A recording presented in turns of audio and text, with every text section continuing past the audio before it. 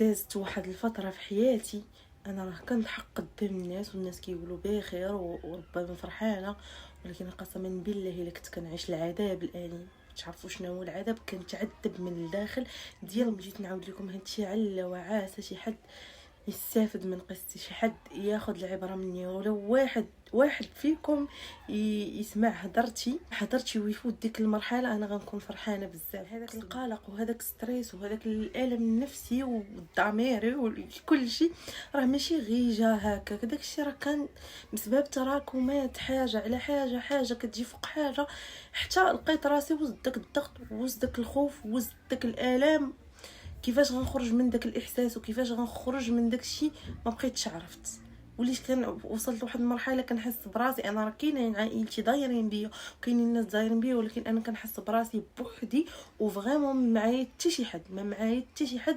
انا كاينه بوحدي ومعايا الله سبحانه وتعالى. خبركم دوزت شي ليالي كنبقى نبكي بلا سبب، تنبقى نقول علاش انا بوحدي هكا، علاش انا عايشه هاد الضغط، علاش انا تنشوف راسي لدرجات اقسم بالله كنبغي نعاود هذاك الاحاسيس اللي كنحس بهم وداك القلق اللي كنحس بيه وداك الخلع اللي كنحس بيه وداك الخوف. ما قادراش نقول، ربما ما غيفهمونيش، ربما غيقولوا هذه واقيلا راه تسطات، لا هذه راه حماقه صافي. باش نخرج ونقول ونعاود ونفرغ داكشي اللي كنحس بيه ونفرغ داك الالم ونفرغ داك التفكير. ولا عندي واحد التفكير زائد بزاف، نبقى نفكر دماغي ما تيهداش نهائيا، ما تيهداش. نبقى نفكر في هادي ونفكر في هادي وانا باغا ندير حتى شي حاجه ما صدقتش، وانا هادي تخيلوا ربما والله الا انا ديما تشوفوني كنعاود تنضحك حيتاش فوق ما تنجي نعاود ليكم شي حاجه تنعيش نفس داك الاحساس اللي عشتو في ديك اللحظه، تنفكر داك الشيء. فما هذا حتى هو غلط كبير كنت درتو في ديك الفتره. ان شوفوا هذه نصيحه ليكم، شي نهار تحس براسك ضغطتي وعيتي، الله يجعلك تمشي لشي جرده ما فيها حتى شي حد، تبان لك غير شي مرا ما كتعرفها ما كتعرفك، ولا شي واحد ما سواء كنتي بنت ولا ولد، ولا شي حد ما كتعرفو بقى تعاود ليه غير عاود غير خوي داكشي. والله من كتعاودوا قسما بالله حتى كتنفسوا كتحسوا براسكم فرغتوا جددتوا الطاقه. انا من اكبر الاغلاط اللي كنت كندير ما كنت كنقدر نهضر ولا نعاود ولا نشكي. راه الناس كيشوفوك بخير كيقولوا راه سعداتها راه فرحانه راه عايشه بخير، ايوا انا راه عايشه العذاب الاليم من الداخل ديالي. شي اقرب الناس اللي ما كنت كنحسسهم بداك الشيء اللي عايشاه، وانا عايشه في العذاب الداخلي والنفسي مضروره من الداخل لواحد الدرجه كبيره.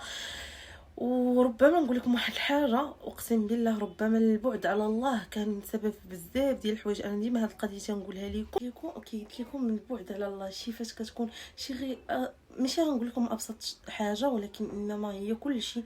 شي ملي كتكون ملتزم بصلاتك تصلي في الصلاه في وقتها حنا الله يغفر لينا. انا ندوي على راسي، انا الحمد لله كنصلي، ولكن بعض المرات كنفوتوا الوقت. ولكن شي ملي كتبدا تلتزم بالصلاه وتبدا تلتزم بصلاه الفجر كيبدا يحدث بزاف ديال الحوايج. كتحس باللي ديك الصلاه كتبعد عليك اي حاجه غتجي وتضرك، كتبعد عليك بزاف ديال الحوايج. شي حتى داك الابتلاء ديال الوسواس ديال دوك الافكار وداك الشيء. مني كتولي تصلي كتقرا الاذكار هادشي كيبدا يبعد عليك تدريجيا. والله الا هادشي كيبدا هكا كي شحال شي حاجه كتجي وكتحبسو فحال هكا، يعني كتبدا تخرج من هاد الدوامات تدريجي. قسما بالله في داك المرحله بالضبط اللي كنت كنحس فيها بداك الستريس وداك القلق وداك التوتر وداك الشيء كامل، كنت انا عندي بنيته وكنشوف بنتي محتاجه الطاقه ديالي كامله، وانا الطاقه اللي غنعطيها ليها ولا اللي غندوز بها نهاري ما كنتش كنعيش النهار باش يجي الليل. اما صافي كسده كنقولوا لكم غير كسده وصافي، ما كايناش الروح لداخل، كلشي ميت فيه لداخل حرفيا، كان كلشي ميت فيه لداخل. وصلت لواحد المرحله اللي خايبه بزاف. عرفت والله الا كنت نهضر معاكم وكان كلشي كيدوز بين عينيا. صافي الحياه ما بقاش كتعني ليا حتى شي حاجه، الحياه ما بقاتش كتعني ليا حتى شي حاجه، رغم اني انا كانت عندي بنيتي وخاصني نقاوم على قبلها ونوض وندير، ولكن راه الداخل كان مدقدق عندي بهذا المعنى. الداخل كان مدقدق وكانت ضغطت بزاف اني كنت كنبقى ضغط راسي بداك التفكير الزائد، كنبقى نفكر في هذه، تنقول هذه مالها هكا، علاش انا درت بزاف وحتى شي حاجه ما صدقات، علاش انا راه كي قلت لكم في الاول ديال الفيديو هذيك الحاله النفسيه اللي وصلت لها ماشي غير وصلت لها نتيجه ديال تراكمات وضغوطات اللي كثارين وبزاف ديال الحوايج حتى تحطيت في هذيك الحاله النفسيه. يعني لقيت راسي وسط واحد القلق وسط واحد الخوف وسط واحد الاكتئاب وسط واحد الضغط النفسي اللي كبير كبير كبير لدرجه يعني ما بقيتش كنستحمل شي حد يهضر معايا ولا صافي. يعني وليتي غدير لي هكا غنبكي صافي، باش غنبقى نستحمل الناس اللي دايرين بيا ولا نهضر ولا نشكي ولا نبكي ولا نغوت، ما بقيتش صافي. هذاك الضغط كانت وصل عندي لواحد المرحله اللي خايبه اللي وليت عايشاها مع راسي، وقلت لكم ما كنت كنقدر نعاود ليهم هادشي ولا نقول لهم ها انا مالي وما وصلت لبعض المرحلات كنت كنقول تمنيت كون غيمت صافي. انا الدنيا هذه ما انا شاده معايا الذكر، الدنيا هذه شاده معايا العكس ربي انا درت اللي عليا ما خلينيش ما درت ما حتى شي حاجه، ما كندير جهدي كامل بلا حتى شي نتيجه صافي. شوفوا الدنيا كتولي تبان لكم كحله في عينيكم، حتى شي حاجه ما كتبقى حاليه ليكم، حتى شي حاجه ما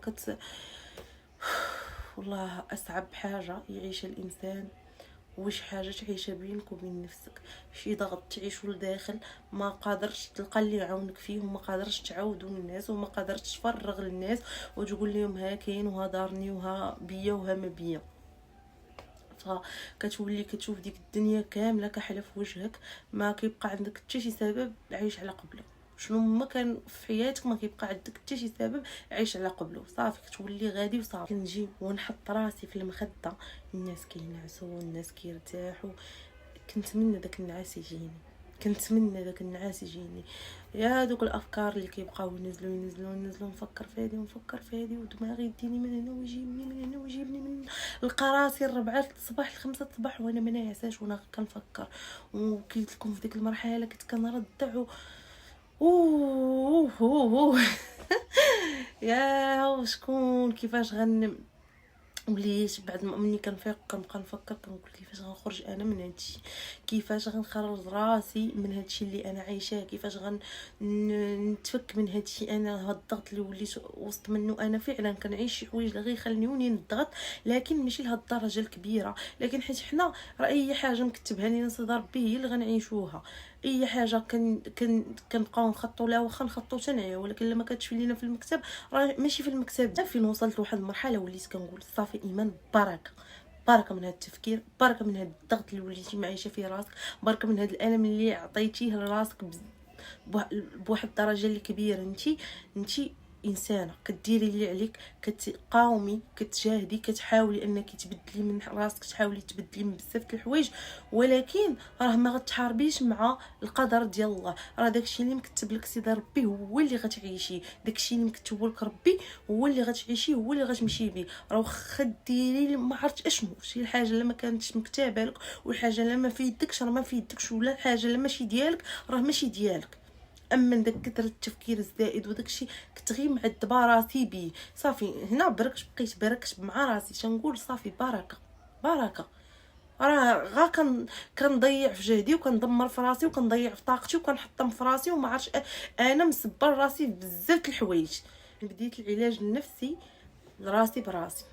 راه تقدروا تعالجوا راسكم براسكم، ماشي بالشرط تحتاجوا طبيب نفسي، ماشي شي. شوفوا العلاج النفسي ديالكم هو شنو؟ هو انك تبرك بينك وبين راسك.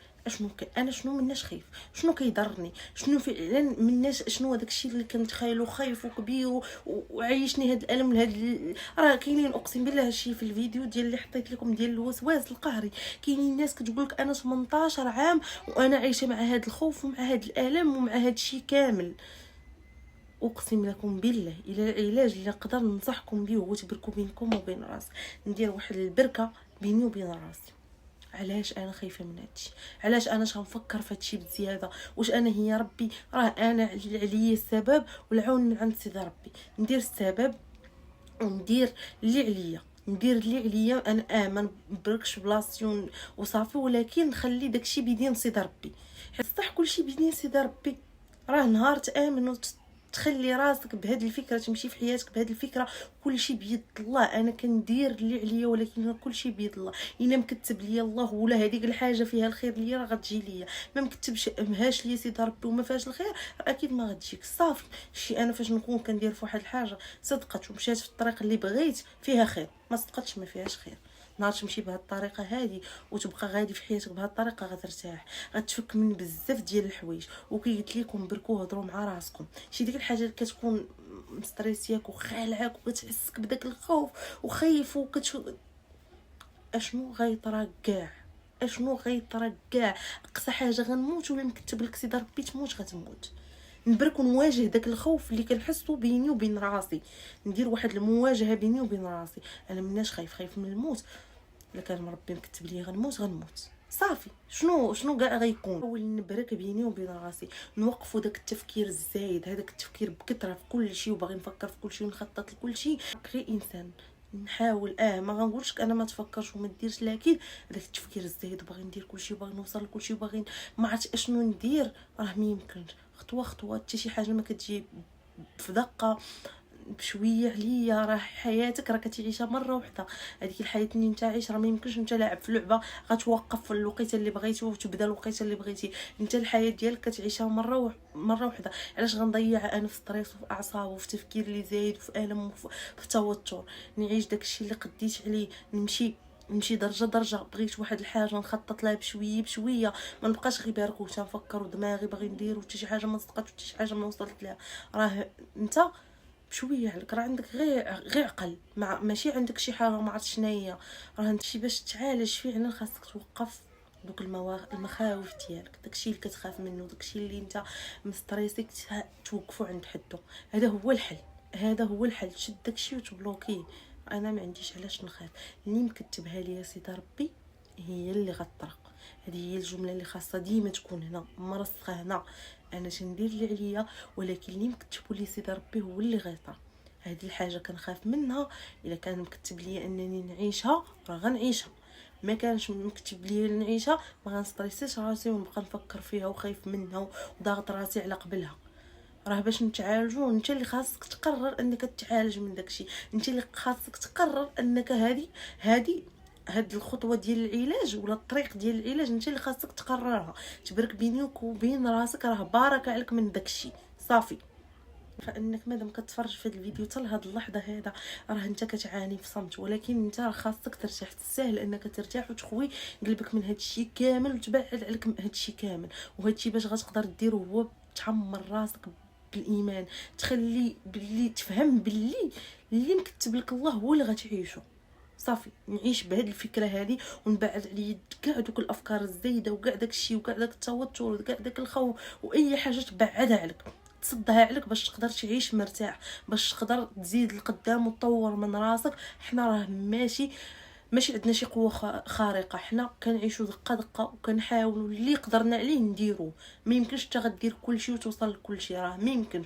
انت راك غير انسان، اللي قدرتي عليه غديروا، اللي ما قدرتيش عليه ما غديروش. ما بقى ليا غنقول لكم استودعكم الله الذي لا تضيع ودائعه، ونتلاقاو في الفيديو الجاي ان شاء الله. وانت لا كتعاني خلي لي في لي كومونتير، وانا عندي يقين بالله انك غتشافى من هادشي كامل، وهادشي كامل غيفوت وغتوصل لواحد المرحله كيف ما انا جيت دابا بركش وكنشارك معكم التجربه الشخصيه ديالي. انا عارفه انت غتقدر كيف ما انا درتها، انت قادر ديرها، وانت قادر تفوت هذاك الالم وهذاك الحوايج كاملين الخايبين اللي كتعيشوا.